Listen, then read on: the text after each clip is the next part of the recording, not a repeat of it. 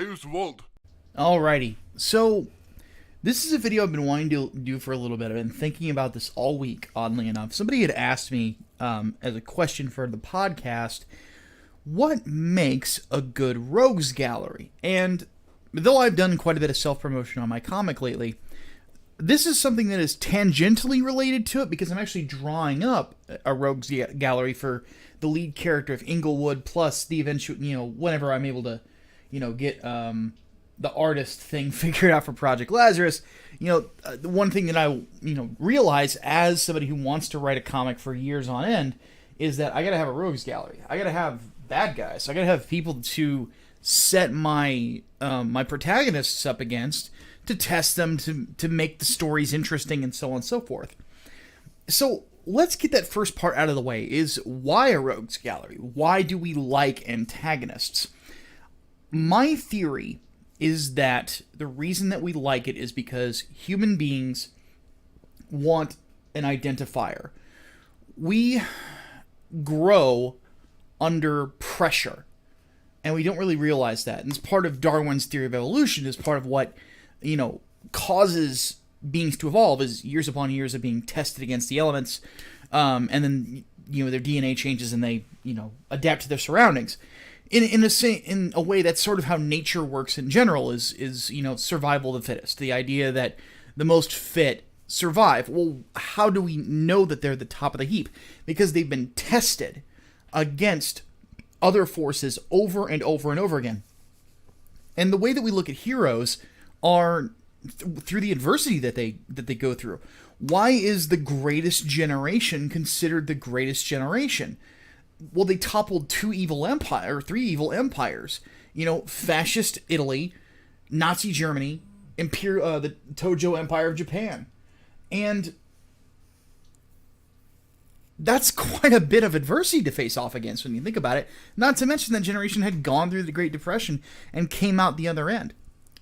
And that is, that sort of thing is why we consider the greatest generation to be the greatest generation, the World War II era.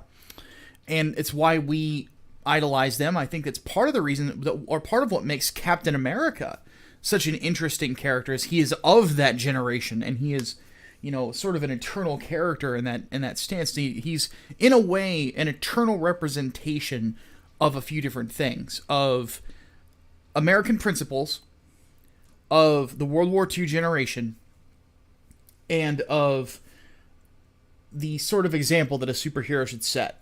Which is why Ta-Nehisi Coates doesn't understand the character at all, which is why he sucks at it. But that's neither here nor there. So the reason that we like a good villain is because we like to see, whether we realize it or not, the lead character struggle against something, to have something that pushes back against them, therefore causing them to, to have to find some way to defeat them, some way to get past them, some way to overcome the situation that they've been placed in by this other individual. And we see it in our daily lives. Whether, maybe it's not even people, sometimes it's just the little things, the little things, the little hurdles that you have to get over. When we have an enemy, in a sense, we tend to push ourselves harder. We tend to overcome things when we have something to put ourselves against, provided we have the mentality that we are going to overcome whatever the issue is. Some people don't have that mentality. Some people enjoy being victims. So, but that's also neither here nor there. But for most people, we want to succeed. We want to be better, and that's part of what makes heroes the type of characters that we look up to in fiction, that we want to model ourselves after. Nobody wants to be, to use a JoJo's Bizarre Adventure reference, nobody wants to be Speedwagon, everybody wants to be Joseph Joestar, because Joseph Joestar is awesome. Your next line is, Micah, are you actually going to get to the topic or no? Isn't it? And yes, I am. So rogues galleries. So that's the basic reason why they work in comic books. So what goes into building a good rogues gallery? Well, in my opinion, if I were to pick the two best rogues galleries, out there. Meaning, if I take their entire gallery of villains and compare them to others, which ones are going to have the biggest heavy hitters? Which ones are going to have the most interesting villains? I would say top two easily, Spider-Man, Batman. There's so many iconic villains for both of them. Spider-Man, you have the big three of the Green Goblin, Dr. Octopus, and Venom, even though Ock has had a change of heart and so has Venom. But you have those three characters and a lot of really good comics with them. You've also got Electro, Rhino, Scorpion, Kraven the Hunter, the Shocker. Kingpin, I believe, was first a Spider-Man villain. And I know that there's a bunch more that I could go through. Mysterio is another really good one. For Batman, of course, you have the Joker. Duh. You have the Riddler. You have Bane. You have the Scarecrow. Catwoman, for a long time, was a villain. Killer Croc. Ra's al Ghul. I'll never call him Roz. And there's others I'm forgetting. Clayface, you know. So when I look at these characters, and I look at each of them, what I always ask myself is what do they test from that character? What are they bringing out of them? And that is generally what is going to make a villain memorable, and also what is going to, as a writer, factor in for the kind of story that I want to tell. Because in a sense, each villain carries a theme. And the way that the hero is going to overcome them is always going to be an interesting one, for one reason or another. Another thing that I think can work pretty well, but isn't necessary, it's a theme with Spider-Man, not so much with Batman, but is tying a villain into the personal life of the main character. I think that's what makes Two-Face such a compelling villain. I think that's what makes Norman Osborn such a compelling villain. I think it's what makes Venom such a compelling villain, Otto Octavius such a compelling villain, so on and so forth. Matt Gargan's another really good example because he's tied into J. Jonah Jameson, so on and so forth. In fact, there was an issue of Nick Spencer's Spider-Man that was pretty good, but the only reason I'm remembering is because Ryan Otley did the art, where they actually went over the sins of Jonah Jameson, or J. Jonah Jameson, and it was really, really cool exercise in why these personal connections make such good villains. But anyway, the big thing is how are they going to test them? What do you have to do to overcome this particular character? And let's take a couple of good examples. Let's take Venom. Venom's my favorite fictional character of all time. Venom, in his early days, Peter had to outthink him. Peter had to be smart, think on his feet, and come up with a way to defeat Venom because he could not beat him physically. Venom was as fast as Peter. Venom had the same powers. Venom could get around his spider sense. Venom knew who he was personally. Very scary thought. Because you think about this. Imagine being, and I say this as somebody who has been in boxing sparring with people who are as big as I am, faster than me, and I can't land a punch on them without setting a trap and strategizing and using different methods of cutting the ring off and things like that. Basically using my brain to perform even halfway decent in the ring. So let's so imagine that sort of a scenario. You're in there with somebody who is bigger than you, stronger than you, and all of your physical traits that usually give you an advantage over other people are out the freaking window because he's got them too. It's sort of like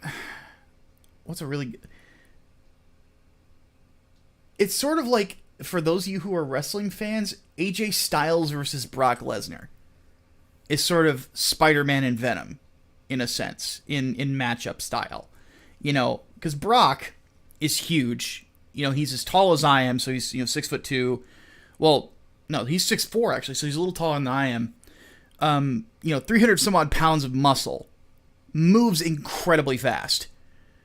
Moves like a cruiserweight in running speed.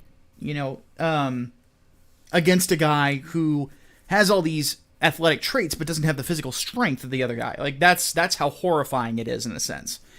So you put yourself in Peter Parker's shoes there. I have to be smarter than him because Peter is smarter than him. Peter's a genius. So he's genius level intellect. He's a phenomenal. They keep changing his speciality in comics. He started out in biology, which was the interest in spiders and stuff like that. And then later on, they added engineering to his toolkit. Though he's, I believe, like they've also showed him in different fields, like being an expert in physics, and he's a, ridiculously smart character. But he's got to think on his feet, which is, he's not Captain America, he's not Deathstroke, he's not a character like that. He's not a martial artist at this point in his career. He hadn't been training with Shang-Chi yet, and he's got to outwit this guy, who is not a stupid person, mind you. Eddie Brock is an emotional individual, but he's not dumb. Brock, he graduated from college. He's a smart guy. He's definitely not an idiot. He's never been portrayed as one. So you've got to outsmart this other guy who's not an idiot, who can pick up on what you're doing, and want you dead. So how is he being tested there?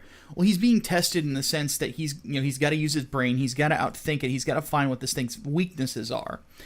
The original weakness of Venom was kind of weak sauce, in the sense of, or one thing they found is like if he used too much webbing, he would put his suit really short, and then they got rid of that because it was really, really stupid idea. But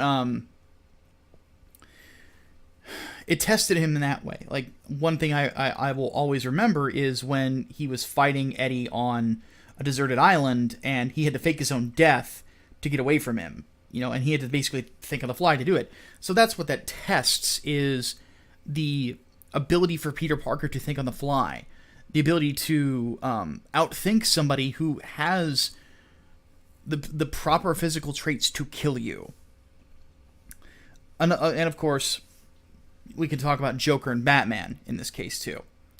The Joker is, in a way, an anarchistic reflection of Batman.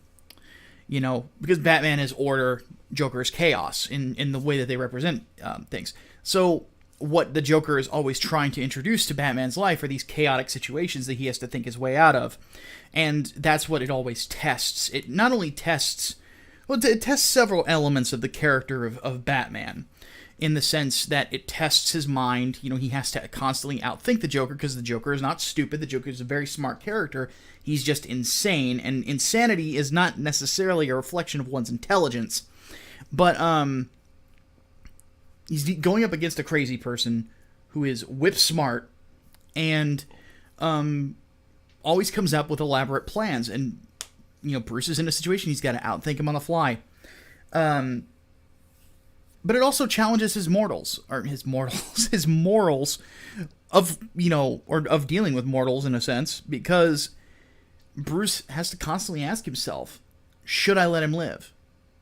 Why should I save, should I save this man? And it's an interesting question that has permeated the Batman brand for years. Is how, pray tell, do you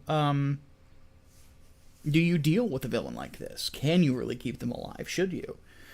So on and so forth. That's part of the question that is asked in Under the Red Hood, which I think is an interesting part of the Batman mythos. Another really good example, because I've had this discussion with him, is the Bane. Chuck Dixon and I had a really good conversation months ago about Bane and about how he tests Batman. And basically he is, in a sense, the prototypical dark reflection of Batman. He came up through trial and tribulation, and instead of being... But basically Batman without the morals. That's what Bane is. And that's part of what makes him so scary. It puts this mental picture in your head of what would it be like if Batman stopped caring about life. So, I am a big fan of Bane. But that is, at a core, when you construct a rogues gallery, what you're looking to do is to have the type of a character that is going to test the mettle of the lead. And the best ones are the ones that are personal. The best ones are the ones that have charm to them and the audience finds entertaining. And the best ones are also complete total bastards and love being bastards. And let's use villains from other mediums too to kind of contrast and give an idea of like what would it be like if we didn't have them. Who would Terry Bogard be in the King of Fighters and Fatal Fury series? Who would he be without Geese Howard, which is basically weeb fucking Kingpin? Who would Goku without Piccolo or Frieza, or King Piccolo and Frieza? What's another really good example? Who would the Joestars be without Dio? You know, he's sort of their Doctor Doom. Who would Reed Richards be without Doctor Doom? What's another good one? Goodness. Shout out to my boy Ethan. Who would Hal Jordan be without Sinestro? By the way, if you are interested in finding out why Ethan chose to design Sinestro the way he did, watch the interview that I did with him the first time around. Like I love that Ethan and I have a similar philosophy when it comes to villain creation, which I'll talk about that in a different video, because right now I just want to talk about rogues galleries. But what's another really good example? Who would in the most recent Mortal Kombat games? Who would Raiden be without people, enemies like Shao Kahn or Shinnok? What's another really good one? Who would Dante be in the Devil May Cry games without Nero?